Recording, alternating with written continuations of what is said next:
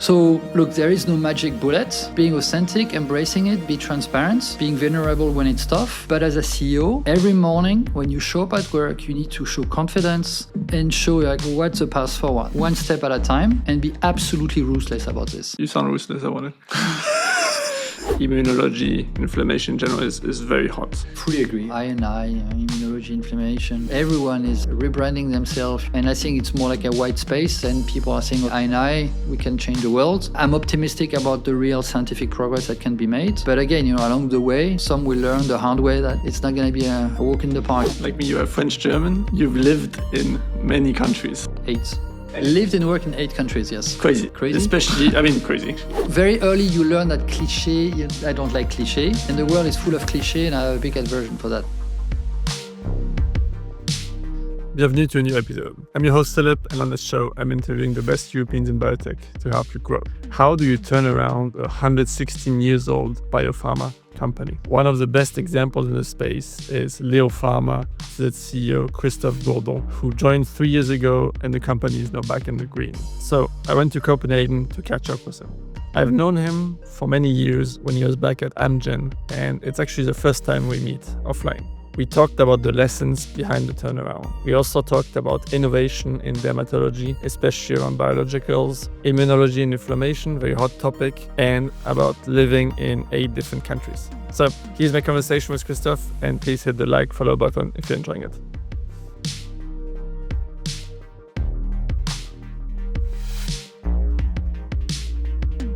So, welcome to the show, Christophe. Thank you. Morning. Yeah. Great to be here. Great to be on site. Yeah, I love it. Yeah. And I want to start with LEO Pharma at large, especially the turnaround from basically loss making to bringing back to profitability. And you joined really to bring this to this mission 3 years ago. Just wondering how are things going there? Yeah. So thanks for being here. Thanks for the question. I think so I started 3 years ago. Yeah. And it's super interesting. It's a company that was created 116 years ago, 60 years of strong focus in medical dermatology.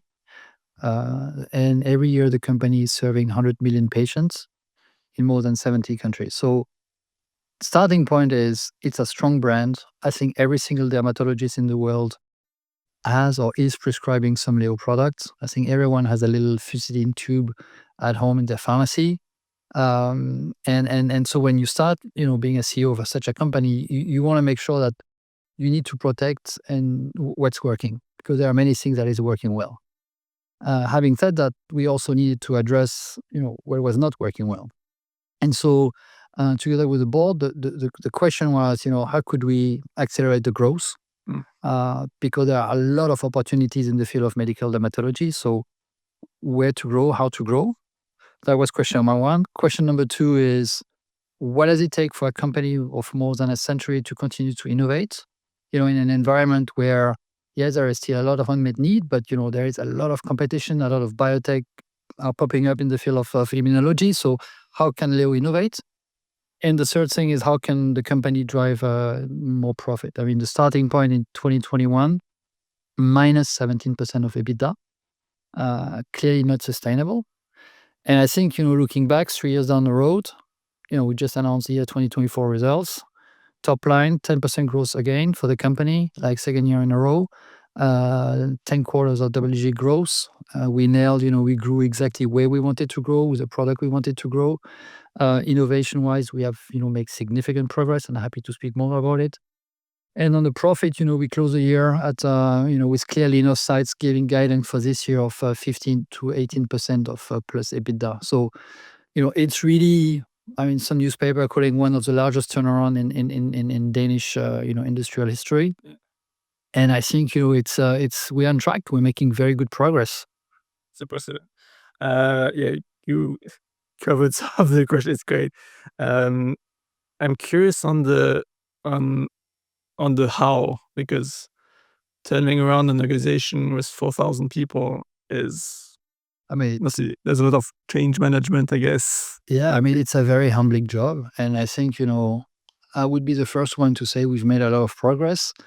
but it's a day-to-day focus. So I think the first thing you need to do is bringing clarity of where you want to go. Give hope to people, give perspective. I mean, in this industry, if you're not able to articulate that there is hope and, vision, people will run away and they will go somewhere else. Partners will not, work with us. So you need to have a clear view of the future. This is where point number one, we spend a lot of time on the strategy. Reaffirming that, we care about making a difference for patients. And this really was communicated across the organization. And then be very clear, we need to grow, we need to innovate, bring profit. It's been like every month, I do a 1-hour town hall with the entire organization, articulating confidence in the future, but also transparency on where we are and what does it take to get there. And I'm like the voice of the transformation, really being transparent on this.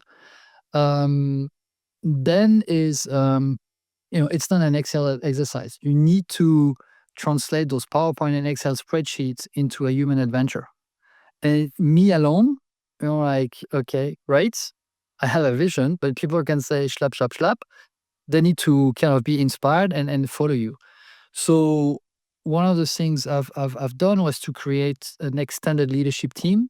So 70 people, like basically the leadership team minus one. And those 70 leaders are the ones that are really driving the change on a day-to-day basis. And the way we have, again, 1-hour Teams call every month. Twice a year, we have like a 2 days offsite where we tackle everything, where we're making progress, where it's tough. And of course, when you go from 6,000 to 4,000 employees, it's tough. It's tough on people. It's tough to see colleagues leave. It's uncertain on who does what. So you need to constantly bring clarity. So look, there is no magic bullet. Being authentic, embracing it, be transparent, being vulnerable when it's tough. But as a CEO, every morning when you show up at work, you need to show confidence and show like what's the path forward, one step at a time, and be absolutely ruthless about this. I like it. You sound ruthless. I want it. No, and what I can say, some people are, is it tiring? You sound very clear. I mean, at least there's a clarity about it. Like it is, I cannot, if I'm not clear, then, 4,000 people will have question marks, and then it's total chaos. And look, once a year, what we do within LEO is having an engagement survey. And I take this very seriously. When I started 3 years ago, one of my first things, I sent an email to all the employees and say, hey, what should we, keep? What should we change? What we should stop doing at LEO? And I got 1,500 answers. I read all of them. And I think what it says was the organization, they're super proud to work for LEO. When you work for a company that has more than a century of history, yes, people are proud.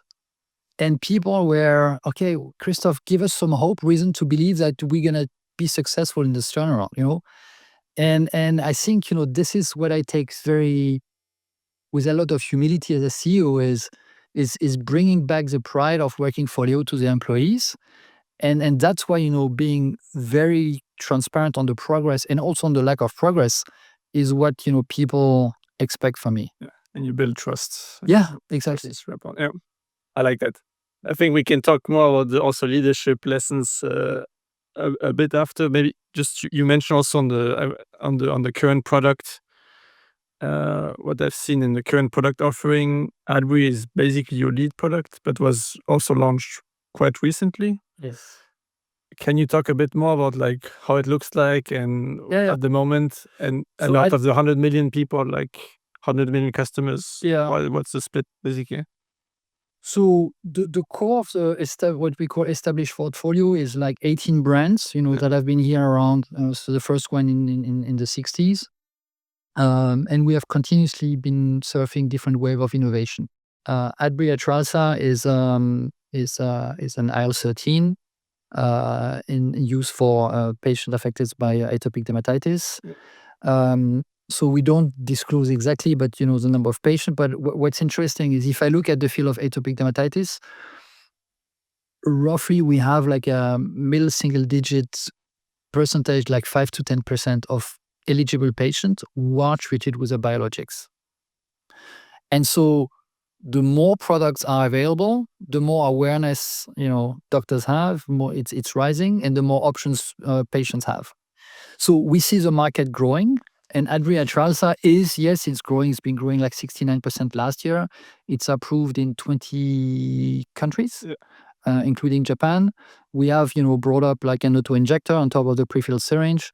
What has been interesting for us is it's been the first biologics we brought to market in the US. It's the first biologics we brought globally to the world, so we also launched in Japan.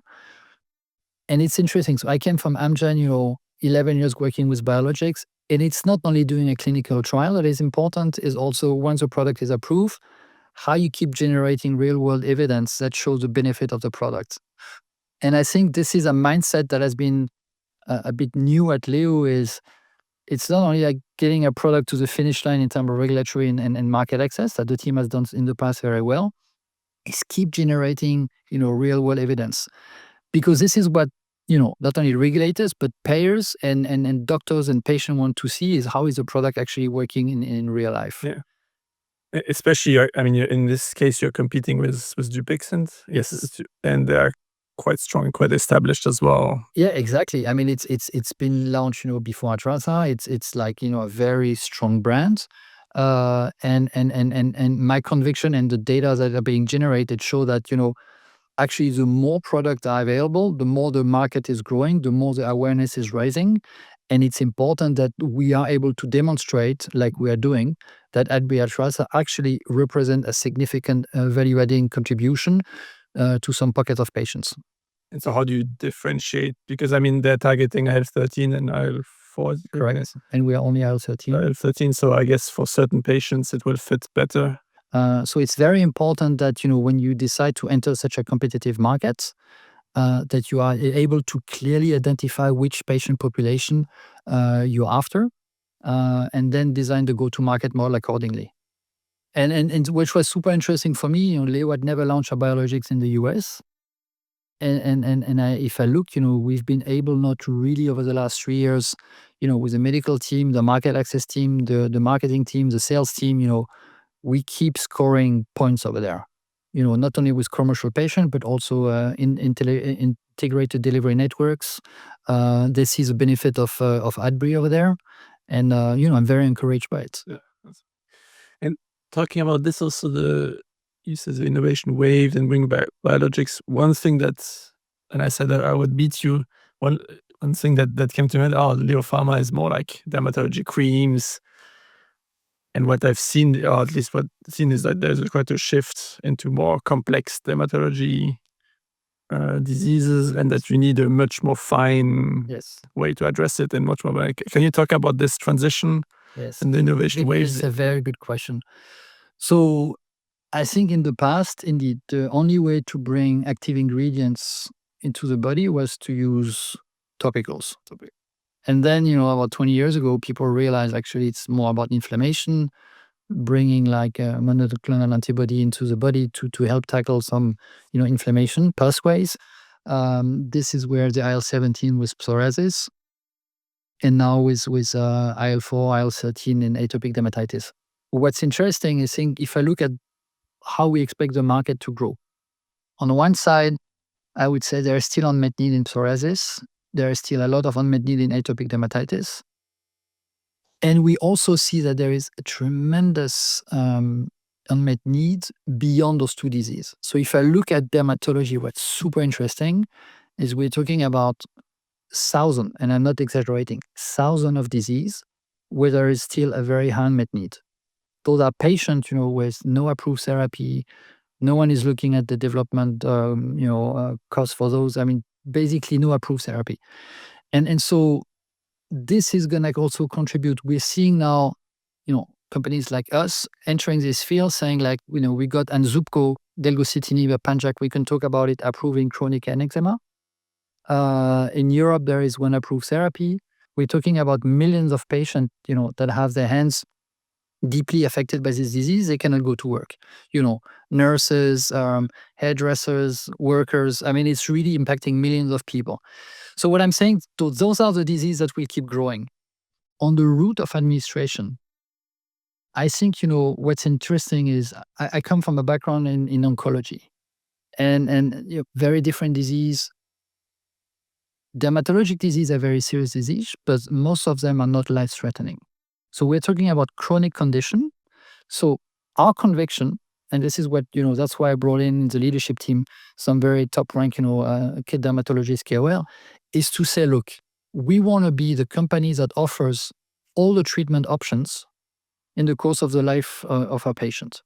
I want dermatologists to look at LEO, not only being specialized in, okay, we had these assets that were used in asthma and we found an opportunity in dermatology. And that's why, no, we are a dermatology committed player and we want to provide all the options. So in the future, you will have patients, if they want topicals, even orals. You can cover the whole journey, basically. Exactly. Yeah.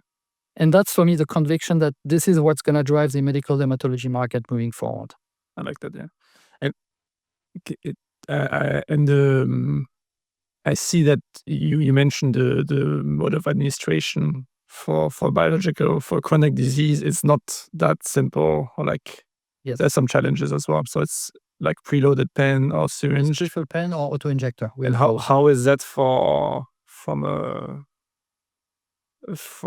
do the patients react to that? I think,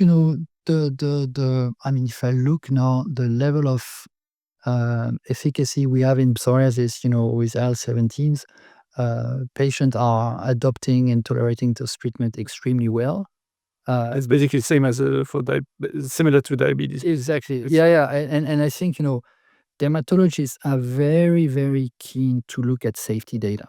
Yeah. Because, again, in oncology, most of the time you need to address a life-threatening disease. So side effects, it comes after. The benefit risk, yes. Exactly. In dermatology, yes, of course, it's very uncomfortable for a patient to live with atopic dermatitis, but you don't want to have significant side effect triggered by the treatment to tackle, an atopic dermatitis. So the safety profile of the compound is absolutely essential. That's good. Yeah. And the biologicals, they were very fine, targeted. Exactly. And this for the safety profile of our compound is excellent. That's good. And can you talk about talked a bit about next generation, and then there's protein degraders coming, a STAT6, and you just announced a really big deal with Gilead. Yes. At JPM was STAT6 was 250 million upfront, total deal 1.7 billion, and then you retained the dermatology basically application. Can you talk a bit more about this and how it fits, how the deal fits, and how it fits? So it's interesting. So I think first it shows that before I talk about the deal, it talks about I still see that in the next 10 to 20 years there is still a lot of unmet need to be addressed, and the promise of STAT6 is basically saying, imagine, wouldn't it be great if we had an oral once a week instead of having a biologic. So changing the standard of care in atopic dermatitis. So that's the promise. We had in-house a STAT6 platform being developed by the team here. It's still a preclinical asset.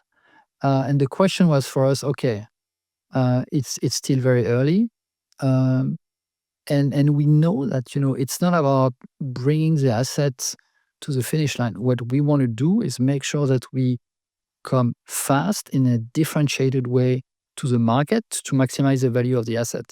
And that's why the idea of partnership, started kind of being there in my brain, because I'm like, okay, we are a mid-sized derm player.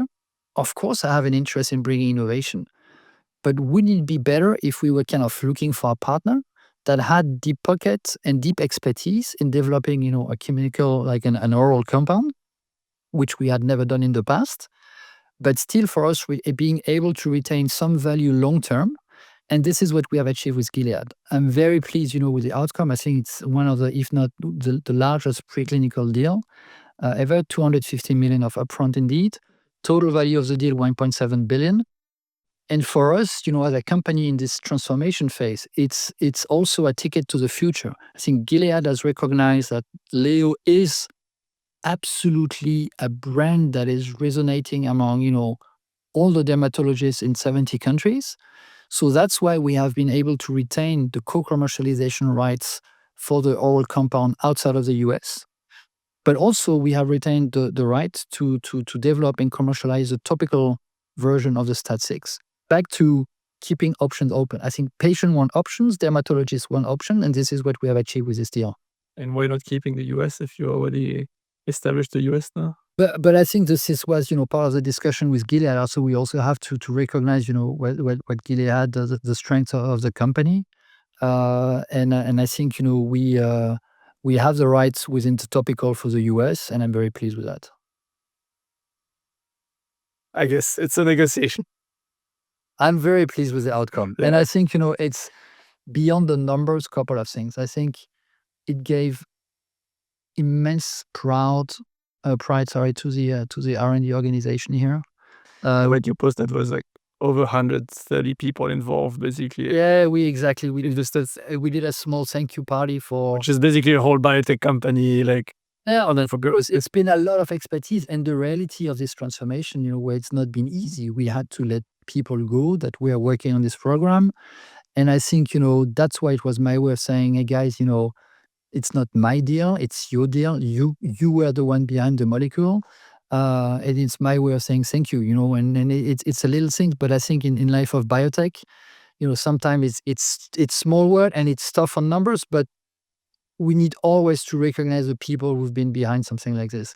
The second thing that the deal brought was, 3 years ago when I went to JPM, I had my old Amgen colleagues that were like, hey, why you went to Leo? Are you sure?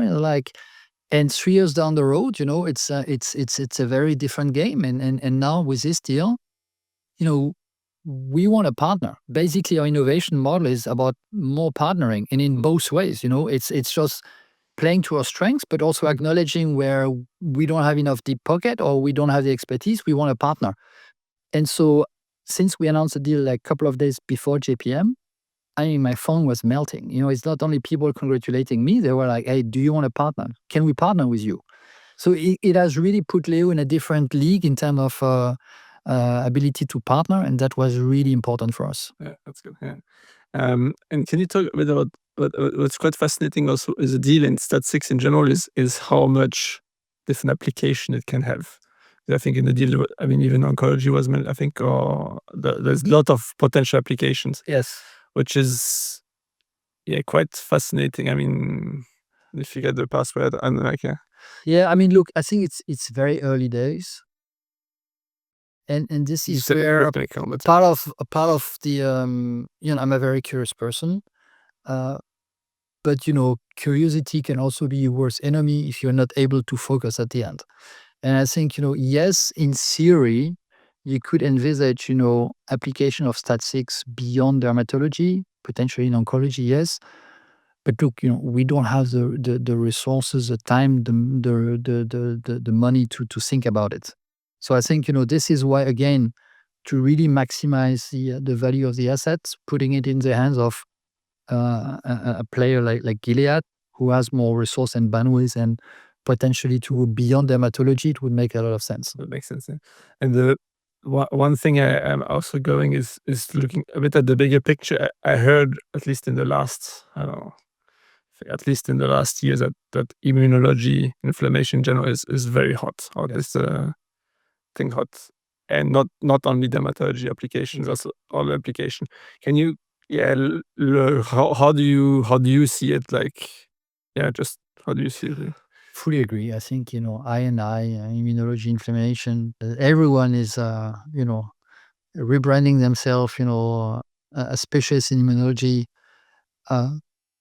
I think I think the potential is tremendous. The progress made there. There is a lot of STAT6 is being one example. I think my focus on this one is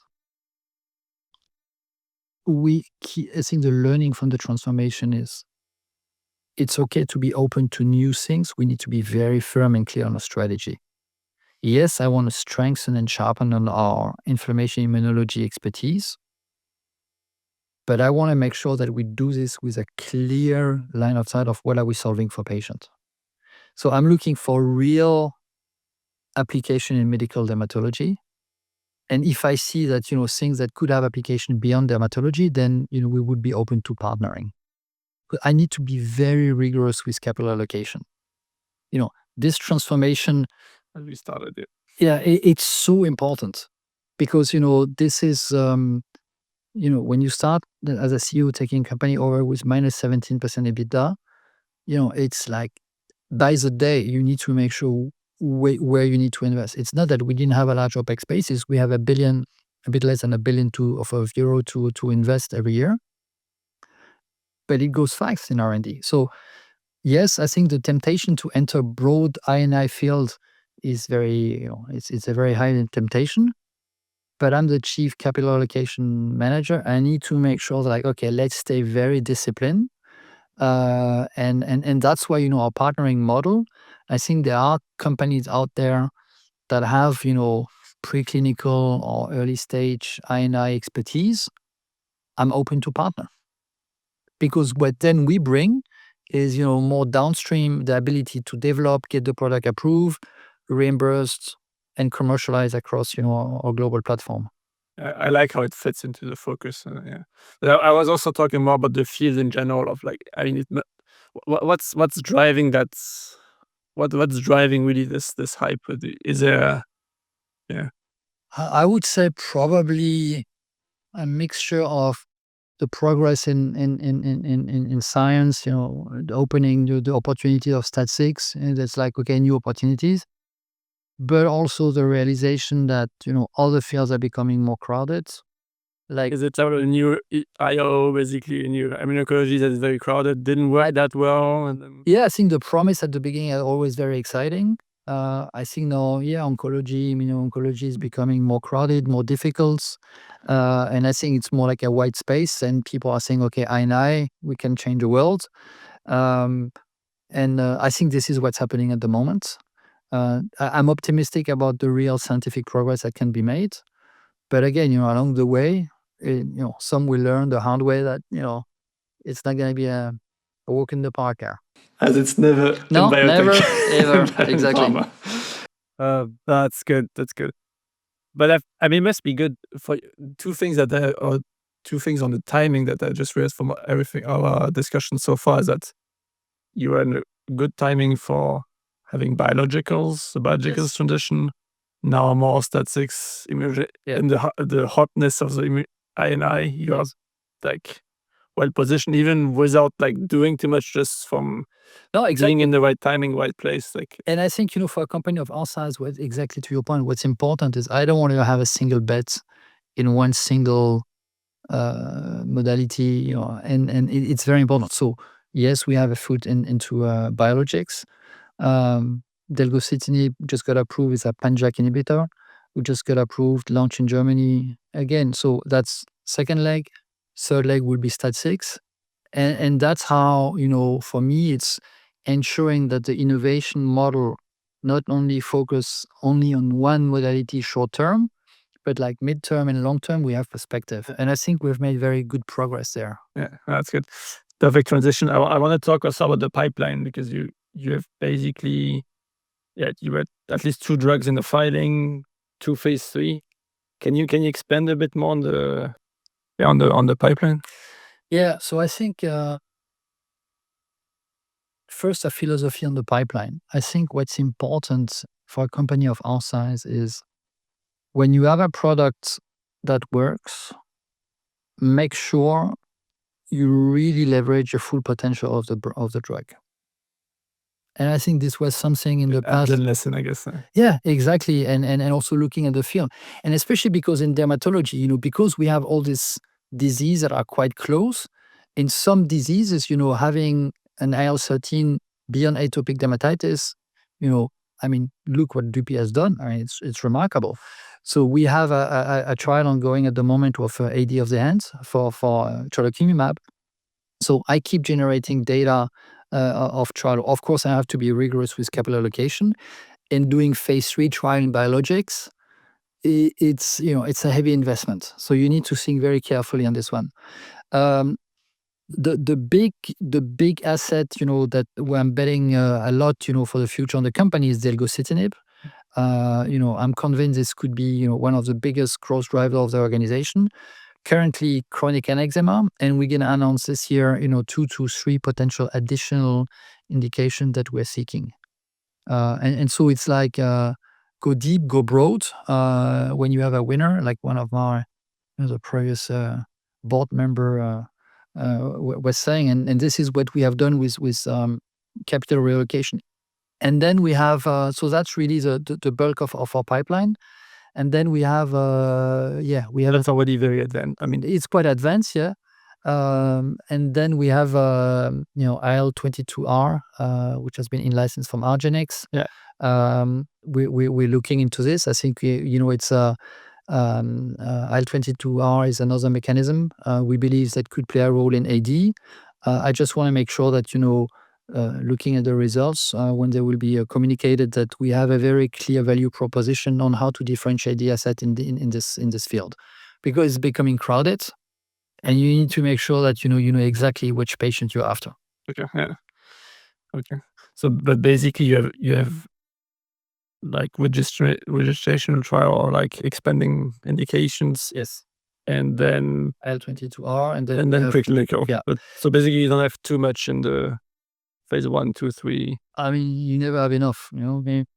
Yes. Every morning I would like to have more. But joke aside, I think what has been super important in this transformation, it's not about stuffing thing on the shelf on pipeline, saying I have a big pipeline. It's like, okay, what's our strategy? Where we want to go? We want to make a difference for patients in medical dermatology. We want to be modality agnostic. We have to be mindful of our resources. So, that's why we're open for business. That's why we're seeking to do BD. That's why we're looking to acquire new assets. And yes, I want to strengthen the pipeline. And we are working, a lot in that field. I would say financially, the deal with Gilead is helping us, and we have the support from our shareholders. So you come back in a year, and it's going to be a different pipeline. We'll talk again. Yeah, exactly. That's good. It's good. But I mean, and one thing I noticed, you mentioned argenx. You had a deal also with MorphoSys, which are two large European biotechs. Like, I think it's interesting that, and we just before we got in, you also talked about like the merger and the fine line between and the collaboration between biopharma and biotech. Can you expand a bit on this, or like, how do you see it? How do you see it specifically for LEO Pharma? You mentioned a bit for partnering, but also how do you see it yourself? Like, I think first the problem that the industry is trying to solve for patients are very complex problems. Complex in a sense that, the hurdle of science is super high. Payers downstream, are becoming more and more picky on what they pay for. Patients have a point of view. So, it's like, so I think, to solve such complex problem, if you bring more people around the table, diverse point of views, you are in a better place to solve the complex problem. And I think, the truth is, and then you've seen this in the last 20 years, the ecosystem in biotech, was in the US, in Europe, in China, has grown so rapidly that you really now have like, a network of companies that have like really breakthrough ideas on how to kind of eventually, bring like the I&I field, what you described. And I think those companies, realize, okay, once I have an idea, preclinical phase 1, then it's a different set of capabilities you need to kind of bring the asset to the finish line and bring it to patients. And I think, what has happened, or my conviction is, you don't need to do everything to maximize the value. I think you're better off, allocating capital.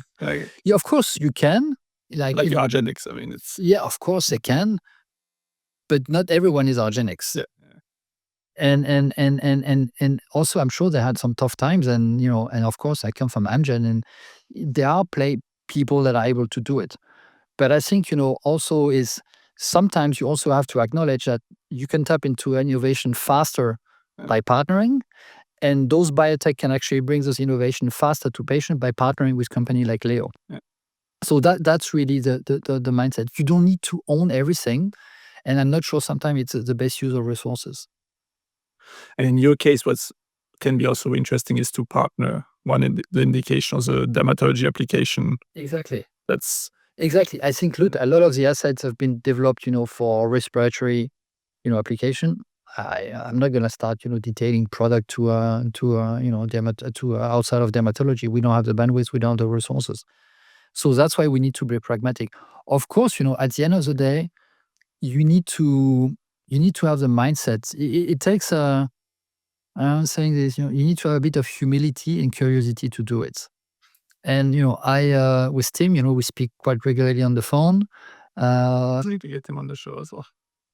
Yeah, and I think it's super important, when we sign with Gilead, I'm speaking to Dan on a regular basis because it's not only about you. It's seeing honestly that you're not here to kind of steal something or take some more pride. It's really seeing, how can two players be better together than, both being separated or individual.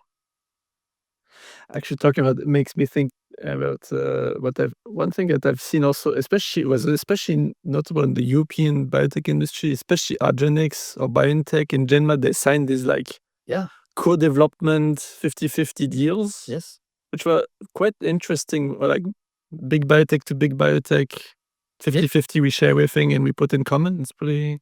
Yeah, I mean, look, I've been when I was at Amgen, I was competing the field of myeloma against, J&J, Darzalex, this was a Genma product. Jan van der Wickel was in the board of LEO Pharma. And I think, we have to be, Announced on the show. very inspiring leaders. And Jan has always been very clear, partnering, it's also at some point of time, it's the most pragmatic things to create value. Look for LEO Pharma, 250 million of upfront from Gilead. Yeah, it's real impact in a transformation journey. No, that's good. Yeah, I think, I mean, at the end of the day, it's not partnering. Not partnering is about finding the right or how And the right timing, the right opportunity, the right partner, the right people. Like it's and I think the key thing for me also was the learning. If I look at, the successful partnership, it's a long-term commitment. And if you do this with simply a short-term, okay, I'm gonna get cash in or cash out, and if you only do it with short-term financial interest, it's not gonna fly. Because it's a real long-term commitment. Like any long-term commitment, there are moments where it's tougher than others. So you need to be really, you need to have the support from your board, and you need to have really CEO to CEO, eye to eye conversation. Like, okay, do we agree that we do this long term? Because the worst thing is to embark to something, and then there's a change course and strategy, and then you're like you don't have the asset, you don't have the milestone, you don't have the royalties, and then it's kind of yeah. So long term commitment. Yeah, and that's where you unlock a lot of value as well on the long term. No, it's good. It's a good lesson for deal makers listening. Yeah, listening to us. Maybe one last thing on the transformation was I'm curious on you mentioned that you're planning also for IPO. Yeah. I think that's I think it was more 2026 or you will see. I think But we will see. We're preparing for. I have a long term plan, and the IPO is an important milestone. It's in the hand of the shareholders. Yeah. Our chairman communicated, it could be in 2026, and we're preparing for that. I mean, there are a lot of variables around it. I'm curious on the wise IPO, especially when you're owned by a foundation. But I guess also Novo Nordisk have owned by a foundation, but they have some shares that are liquid on the market. Exactly. So at the moment, before I joined, the foundation realized that they were better off also bringing another shareholder. So we have two shareholders. We have the foundation and the majority shareholders, and Nordic Capital as the minority shareholders. And this is where the foundation and basically agreed with Nordic. That was the best way to initiate this turnaround of the company and the transformation. They brought in a new chairman. I was brought in as a CEO. And the plan here of the IPO is just a milestone to basically have access to more resources and to drive more innovation and more growth. I think it makes a lot of sense. And the foundation retains still the majority again. Exactly, and we would be listed in Denmark, and then there is A and B shares, and this is where it's pretty common in Denmark. I think what I like about the foundation model. So I've been here now 4 years in Denmark. I think this industry deserves long-term perspectives.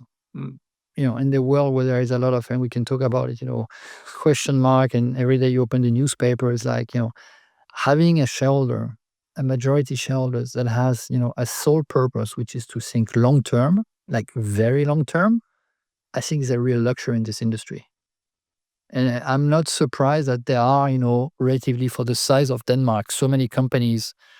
That's insane. Exactly. And then, and also if I look, what Novo, the ways they have also been able to use all the resources they have, proceed from all the success into strengthening the long-term ecosystem. I don't. You've been to the BII? Yeah, Jens from BII, where I was on the show. Yeah. And you've seen this is like it's and the different Novo institutes. Yeah. Like, it's and BI for me is like an example again, of smart long-term investments that are supported by. billion. Yeah, it's but put in the right way, and then creating those bubble of startups. It's super inspiring. I think Europe should learn from it. We need more BI. Say hello to Jens. Hello to Jens, yeah. Yeah. No, it's. I was impressed. Also, the first time I came to Copenhagen, I did like a kind of was a documentary about biotechs in Denmark or in Copenhagen, and then I realized that Novo was basically almost everywhere, from financing academic research to investing with Novo seeds to stuff. I was like crazy, and that was maybe 6-7 years ago, and again, now it's probably even more. But it was very interesting to see. What I liked also with the model was not only long-term vision, but also giving back and like having the whole ecosystem grow. I think the ecosystem is the most important. They could have basically poured money for everyone to join Novo, but no, they have like really helped foster and create this ecosystem. But they get back from it as well. Of course they get back, and the country gets back and so on. But what's very interesting is, it's long-term. It's long-term. And I think the BI for me is like, I've been working at Orphazyme before joining LEO. It's on the same set. It's on the same set and so on. It's learning sometimes the hard way. You get better when you fail. In this industry, you cannot simply surf on successes. Yeah. I mean, like all the leaders I've been, really inspired working from is basically how, when you're facing this kind of either clinical, scientific, or regulatory like wall in your face, okay, how you stay calm as a leader, what you learn from it. And what's important is what BI is creating is like those small companies. This is where you learn. This is how you learn from not only mistakes, but you learn from it stuff, when headwinds and so on. And that, I think, creates this ecosystem of entrepreneur that will be, not only curious and open to the world, but will have the strength and the courage to really kind of hang in there when it's tough. It's not an easy walk. People could say, oh, look at Novo, it's easy. No, it's super tough business. Look what we do at LEO. It's not easy every day. And as a leader, you need to learn resilience. You need to learn, how to get back on the horse when when you fall from there. I can imagine. Yeah, for you was a good learning as well, I guess. Yeah, it's very step. Yeah.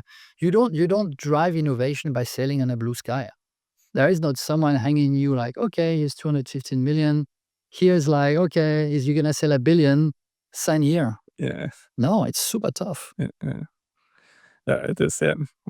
And I mean, and on the show, quite a lot of people talk also about luck and the importance of luck, which I think there's a part.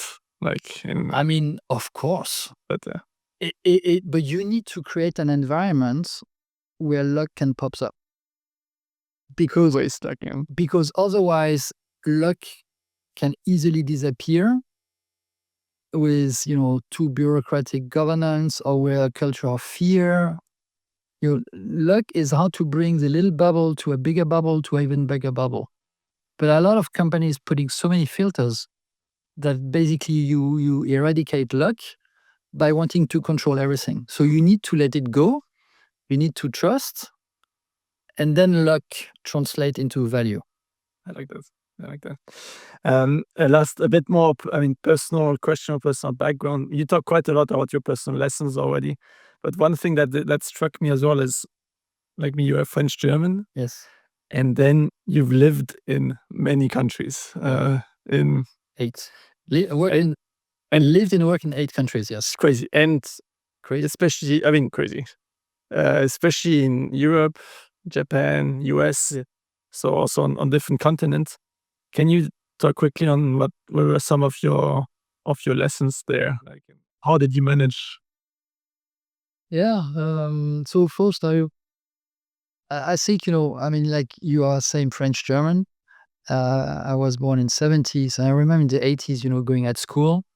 And people in the French. So I grew up in France, but my friends were like, "Do you like your German grandparents as much as your French grandparents?"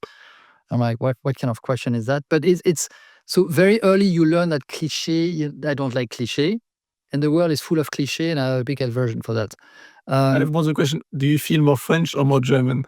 But I had this. So when the ultimate test is football, then I have Like, I like both, but I have to say I'm more like I say I like a good game, that's too politically correct. I'm but I really feel that way actually. When I watch French Germany, I'm like, no, I want the but I best to win. no, yeah, I'm for the French team. Sorry. Okay. It's but I travel with my German passport because of global entry to the US, so I'm very pragmatic.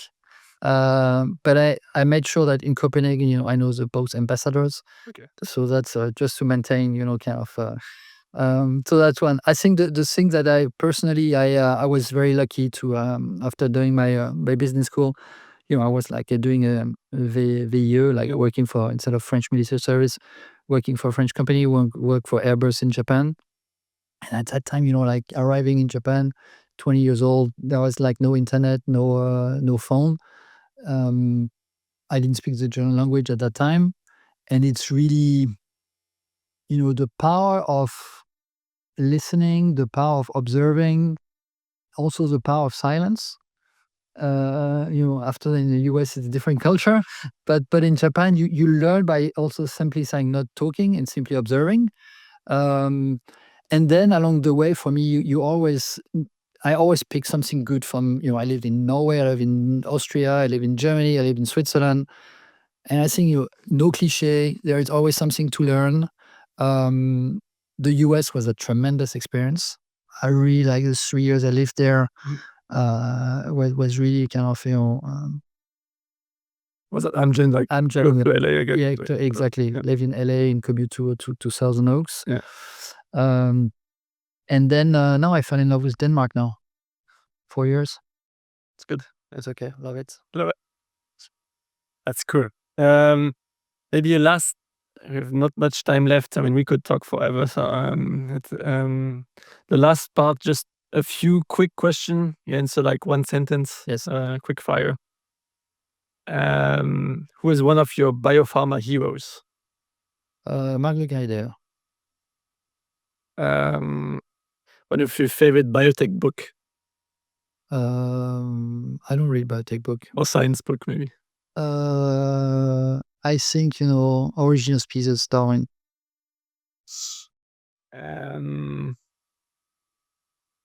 One advice to young life science professionals who want to become CEO of a biopharma. Dream every day. That's a good one. One mistake you made in the past 12 months. Not learning Danish.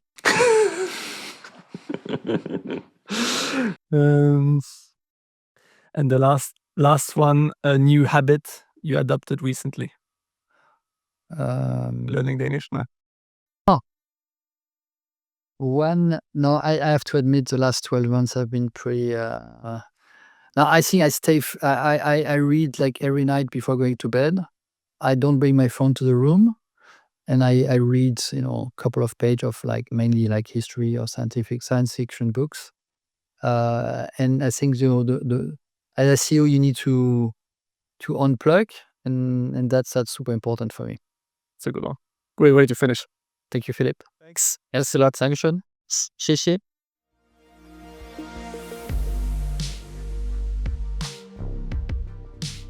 I'm impressed by what Christophe was able to achieve in such a short period of time and how he did it. I was also impressed by his openness and his multicultural depth. If you've also enjoyed this episode, please hit the like, follow, review button. Any of these actions would help a lot to give access to more people to the show. If you want to go even further, you can even make a donation to the show. If you want to see similar videos, please feel free to check out our channel where we have many of them. Also, I would be curious to hear what you think. So if you can leave a comment wherever you are, or shoot me an email at philip@flot.bio. Alright, thanks for watching to the end, and catch you in the next episode.